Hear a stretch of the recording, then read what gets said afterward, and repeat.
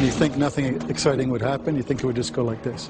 But what we'll see is much more interesting. All right, let's drop it.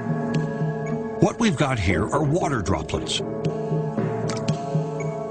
which look pretty ordinary at normal speed, but at 2,000 frames per second.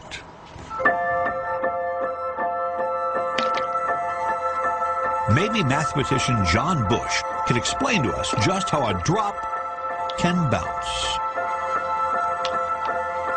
Whoa, whoa, whoa. That is so cool. And that's just going to float all the way over to here. Ho! Okay, so you're saying that that happens all the time? That's right. Every time a water drop coalesces into water, so every time it rains, a raindrop hits a puddle. That's raindrops in a puddle. Yeah, so that's billions of times a day.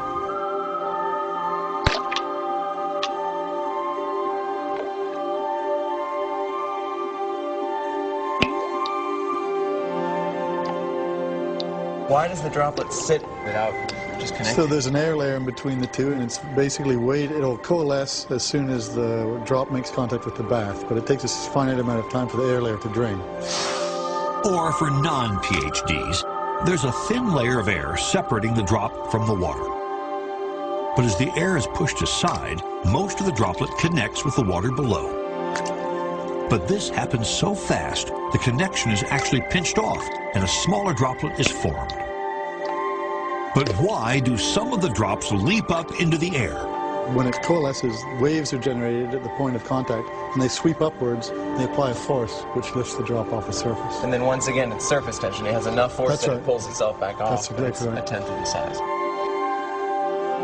This surface tension is the quality of a liquid that causes the surface layer of that liquid to behave like an elastic sheet.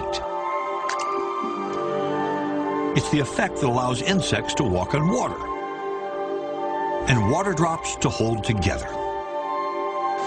Wow, that's crazy. Outrageous. That's amazing.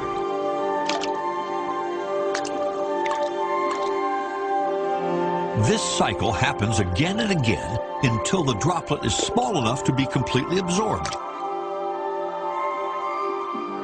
Try to get one.